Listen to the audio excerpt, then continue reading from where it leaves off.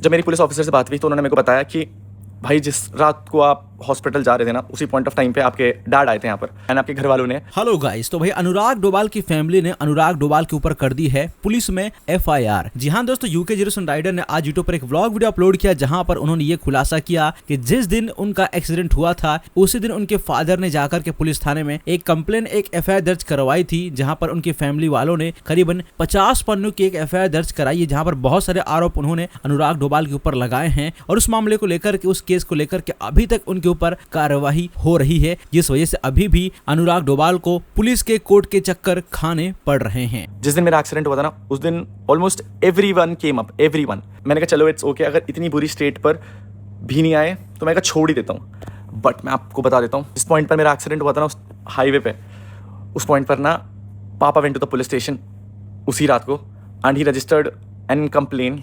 बहुत सारी चीज़ें लिखी थी उस कंप्लेन लेटर में, मुझे नहीं पता चला उस पॉइंट ऑफ टाइम पे। जैसे जैसे वक्त बीतता उस कंप्लेन लेटर्स पे इन्वेस्टिगेशन होती रही।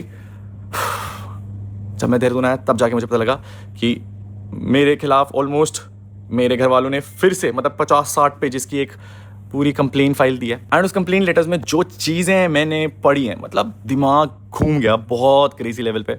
जब मेरी पुलिस ऑफिसर से बात हुई तो उन्होंने मेरे को बताया कि भाई जिस रात को आप हॉस्पिटल जा रहे थे ना, उसी पॉइंट ऑफ टाइम पे आपके डैड आए थे यहाँ पर एंड आपके घर वालों ने आपके खिलाफ एक कंप्लेन लेटर लिखाई है जिसकी इन्वेस्टिगेशन हम लोग कर रहे हैं। I know it's very tough for me to even vlog this, but let me just tell you guys, last time भी यही चीज़ें चल रही थी एंड उस पॉइंट ऑफ टाइम पे भी I could not make it public because मेरे को था यार कि लोग क्या सोचेंगे, क्या जज करेंगे। बट अगर एक पॉइंट ऑफ टाइम पर आकर के, मुझे पता है मैंने वो 1 महीना कैसे बिताया है भाई। जिस पॉइंट ऑफ टाइम पे लोगों ने मेरे को देखा ना भाई बेड पर, मैं आपको बताता हूँ, मैंने 1 महीने तक लाइक बेड में रह करके डाइपर में पॉटी सूसू करा है। सबसे ज़्यादा शर्मनाक एंड ह्यूमिलेटिंग चीज़ थी मेरे लिए वो उस टाइम पीरियड के लिए कि मैं ये सिचुएशन में आकर के जा चुका हूँ। And at the same point of time मैं जब वो वीडियोज़ देखता था ना, मैं जब सड़क में लेटा हुआ था उस सिचुएशन में, तो मेरे को था यार सबसे वर्स्ट पॉइंट था मेरा वो ज़िंदगी का। बिकॉज इन लोगों में अपना समझता था ना एट पॉइंट ऑफ टाइम पे कि भाई ये लोग मेरे अपने हैं, ये मेरे कोर है भाई।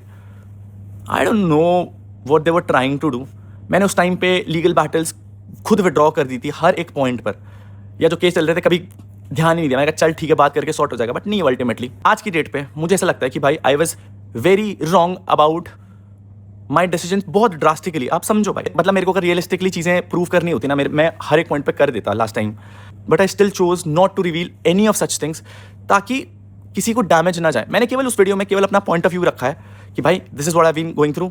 मैं प्यार के लिए मर रहा था, प्यार नहीं मिला भाई, तो वो दे देते तो मेरी मेंटल स्टेट बहुत अच्छे पॉइंट पर इंप्रूव हो जाती या फिर मैं हील कर जाता। एंड लास्ट टाइम भी कंप्लेंट्स हुई थी मेरे अगेंस्ट एंड उन कंप्लेंट्स में जो चीज़ें मेरे खिलाफ लिखी गई थी ना, मैं आपको बता रहा हूँ, you could not even imagine that. इस पॉइंट ऑफ टाइम पे जो कंप्लेंट लेटर्स में जो चीज़ें लिखाई गई हैं, आई विल टेल यू, इतनी झूठी बातें लिखाई गई हैं। अगर मैं बोलूँगा भी ना, आपको बहुत शर्म आएगी कि ऐसे कैसे कर सकते हैं इसके घर वाले। खैर मुझे आज की डेट पर खुद शर्म आती है, इसीलिए मैं खुद बोलता हूँ कि अच्छा ही हुआ कि भाई छोड़ दिया। बिकॉज एंड वो जो कंप्लेंट लेटर है ना गाइस, उसमें ना ऐसी चीज़ें लिखी हैं। मेरे साथ कोई दोस्त आते थे तो फिर मम्मी को उन दोस्तों से डर लगता था। मैं भगवान कसम खाऊं, मुझे ना दुख केवल इस चीज़ का है कि बातें झूठी क्यों लिखी गई है। At one point of time जब मेरे दोस्त आते थे ना, तो मेरे ही घर वाले होते थे उस पॉइंट ऑफ टाइम पे, जो उन्हें खाना खिलाते थे, जो उन्हें अच्छे से ट्रीट करते थे, जो उनके साथ बैठ करके गप्पे लड़ाते थे। बट जस्ट बिकॉज मुझे गलत साबित करना है पूरी दुनिया के सामने, तो पूरा POV ही बदल के रख दिया गया। तो राइट नाउ आज की डेट पे हमारे खिलाफ एक केस चल रहा है गाइस। इवन आज भी मेरे को पुलिस स्टेशन जाना है उन्हीं सारी चीज़ों की डिस्कशन के लिए, उन्हीं सारी चीज़ों के बारे में बात करने के लिए। बट मैं ओपनली बोलता हूँ, मैंने वो लूप बंद कर दिया था, मैंने वो चैप्टर ही क्लोज कर दिया था अपनी ज़िंदगी का। बट अगर नहीं रुकना सामने वालों को, तो आई विल टेल यू, मैं अब लीगली फाइट करने वाला हूँ हर एक एस्पेक्ट पे। इवन फॉर माई लैंड, जो मेरी ज़मीन थी, इवन जो उस घर का हक था। Because I will tell you guys, वो जो घर था ना हमारा, वो घर दादाजी ने बनवाया है। वो घर बना है 2014 में एंड दादाजी की डेथ हुई है 2022 में। आई गेस बहुत सारे मैच्योर लोग होंगे जिन्हें पता है, उन्हें पता है कि अगर कोई एंसेस्ट्रल प्रॉपर्टी है, फॉर एन एग्जाम्पल दादाजी ने कोई प्रॉपर्टी बनाई है, तो उसका राइट उनके बेटे के बेटों तक आता है। आप लोगों ने एक चीज़ नोटिस करी होगी कि एक नोटिस बहुत ज़्यादा वायरल हो रहा था चीज़ों को लेकर के कि मेरे को डिसोन कर दिया गया।